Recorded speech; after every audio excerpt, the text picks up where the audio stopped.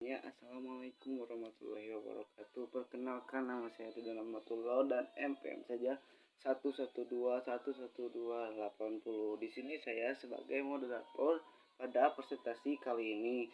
Ya, pertama-tama kita panjatkan puji serta syukur kehadirat Allah Subhanahu wa taala, di mana berkat beliau kita bisa presentasi atau membuat video tentang SDM, ya, sumber daya manusia. Salawat dan salam kita curahkan kepada Habibana wa Nabiyana Muhammad Shallallahu Alaihi Wasallam. Oke, langsung saja ya kepada teman-teman kita nih. Nanti ada videonya setelah saya. Langsung aja teman-temanku.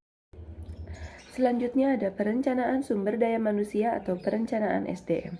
Perencanaan sumber daya manusia merupakan serangkaian kegiatan yang dilakukan untuk mengantisipasi permintaan-permintaan bisnis dan lingkungan pada organisasi di waktu yang akan datang dan untuk memenuhi kebutuhan-kebutuhan tenaga kerja yang ditimbulkan oleh kondisi-kondisi tersebut. Pandangan umum ini mengandung arti bahwa 4 kegiatan yang saling berhubungan yang membentuk sistem perencanaan sumber daya manusia yang terpadu atau terintegrasi. Persediaan sumber daya manusia sekarang peramalan atau forecast, suplai dan permintaan sumber daya manusia, rencana-rencana untuk memperbesar jumlah individu yang qualified, dan berbagai prosedur pengawasan dan evakuasi untuk memberikan umpan balik kepada sistem.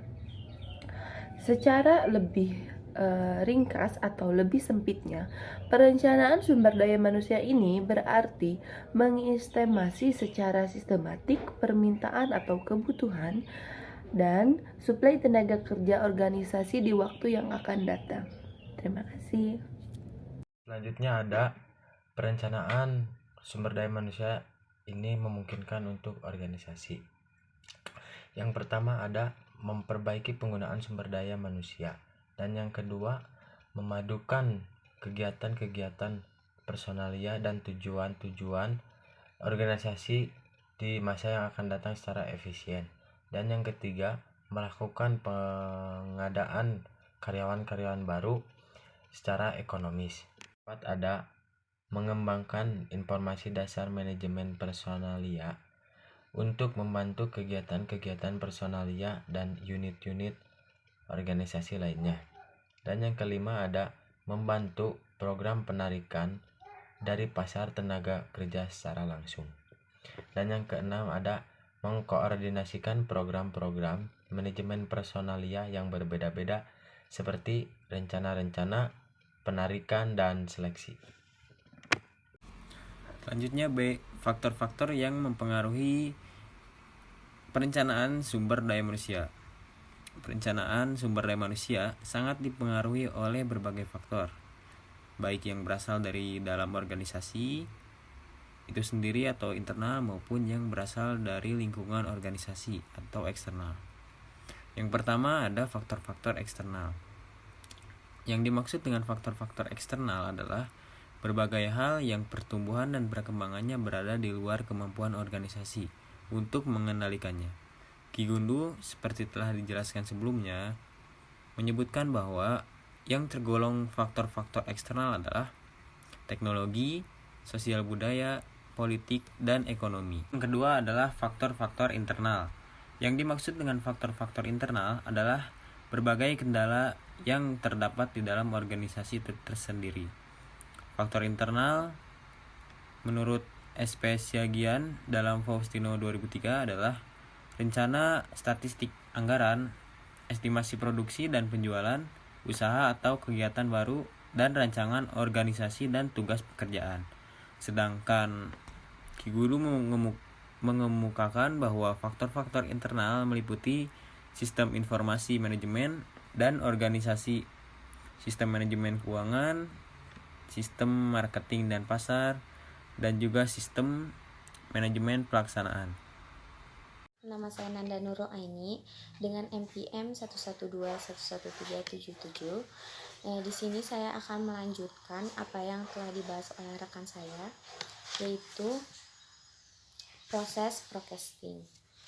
di mana proses broadcasting ini memiliki 2 poin utama. Yang pertama adalah peramalan dan audit sumber daya manusia merupakan unsur penting dalam perencanaan sumber daya manusia.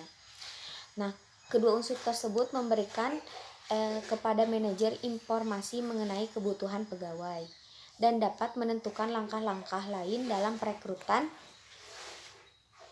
Kedua adalah peramalan sumber daya manusia, di mana peramalan sumber daya manusia ini akan berusaha untuk menentukan karyawan apa yang diinginkan, karyawan apa yang diperlukan oleh perusahaan, baik tuntutan keahlian atau berupa keterampilan tertentu, dan berapa jumlah pegawai yang diperlukan oleh organisasi tersebut.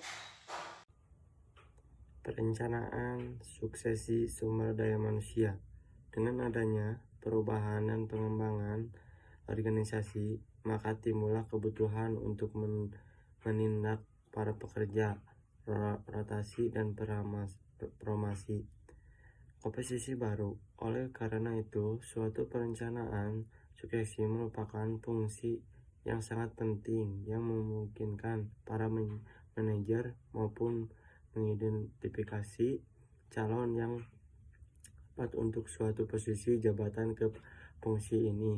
Juga harus sejalan dengan rencana bisnis, khususnya untuk mengetahui persyaratan SDM untuk menduduki posisi kunci pada jabatan waktu 3-5 tahun kepadanya agar mencapai tahap 3. Para karyawan yang berpotensi tinggi biasanya harus dilihat oleh manajemen yang disesuaikan dengan budaya perusahaan dan memiliki berbagai karakteristik.